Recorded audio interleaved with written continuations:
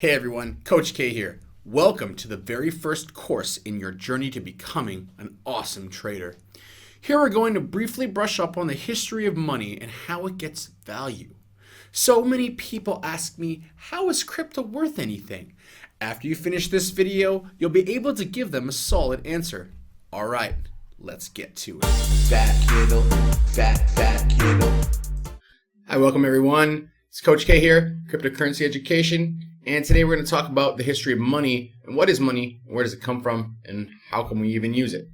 So let's start off with bartering. So bartering started off in 9000 BC, maybe even earlier than that. And basically it was like I had a goat, I would make milk, you had chickens, you had eggs, and we may switch milk for eggs. And that was the whole system. It didn't have, fiat currencies and stuff. It basically was completely what I have and what you have, and we'll switch it. I'll take 5 of your Ratskins and one of those tepid lemonades.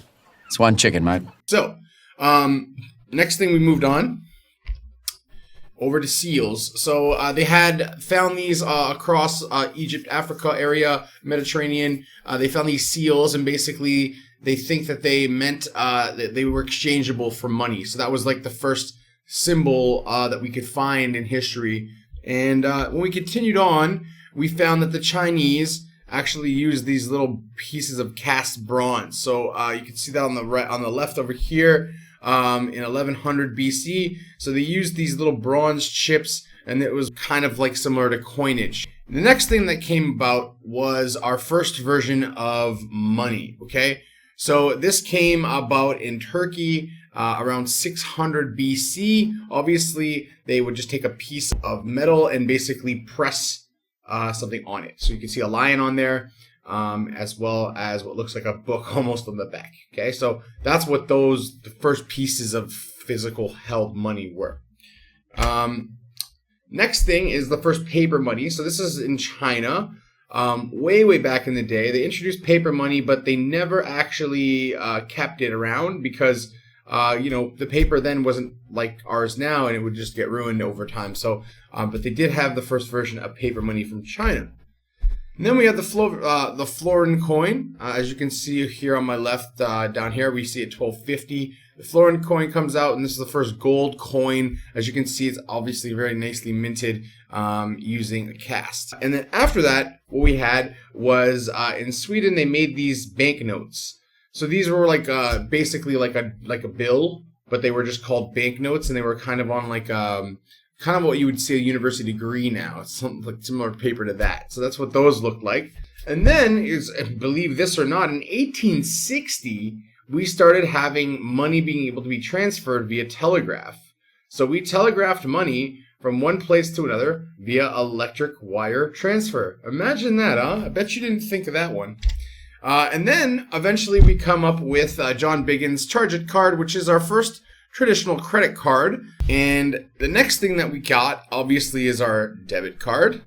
So debit cards come. It takes quite a while for that, like into the almost 80s and 90s, to get really a debit card. So we had a nice long Charge It card, and we're waiting for debit cards many years later. And then we start seeing more innovation come on with mobile banking in end of the 1990s, start of 2000s. We were able to access our bank from a smartphone.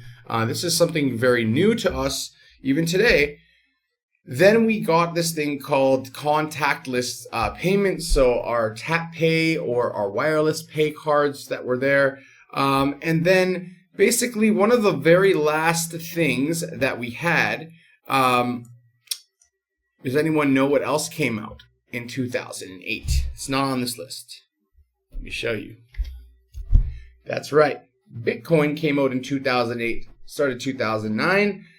It was pennies when it came out, and it didn't have very much value because it needed to be adopted and used by people, which took about 10 years till right now, where people are starting to look at blockchain technology very seriously and starting to adopt it in many industries. And then we, last but not least, have all this digital assets as well. So we have Bitcoin come in, which is a type of digital asset. We have digital assets like Alipay and Samsung Pay and Apple Pay that are directly on our phones and easy to basically send cash flow very easily to other places, but they're very much like loyalty programs. So with blockchain becoming mainstream and this whole idea of decentralized currencies, we'll probably start to see a lot more adoption of Bitcoin as it becomes more of the what's new, right? As you see, like the old, out with the old, in with the new, out with the old, in with the new. So some of the stuff that I showed you at the start of this video, and let's go back to it, we don't use any of these things anymore. How many of us use bartering? Okay, we might use that with our friends, potentially, but not very much, right? How many of us are using old school iron and ore and different types of metals on different types of coin? We're not, right? So the whole point of this is that we have to understand that money has a value, and basically we are the ones who've given these things value. So when we talk about money in the history of money, what is Bitcoin? Bitcoin is another form of transactional money.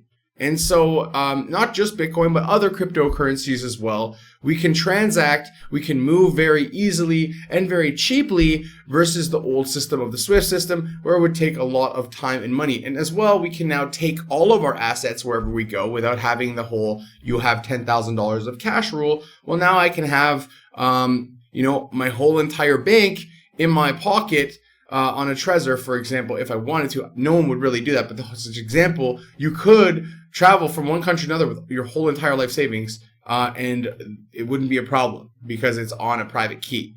So these are the things that are really cool about cryptocurrency and Bitcoin and blockchain technology, and that is the history of money. And now let's get started in our course and understanding what is Bitcoin, what is blockchain, what are cryptocurrencies, and I'll see you on the next video to talk about some vocabulary usage in crypto and blockchain and in trading that you can learn, so that when people say things like FOMO and FUD or ATH, you have an idea what those things are. So I'll see you guys in the next video. Coach K signing off. Fat kiddo, fat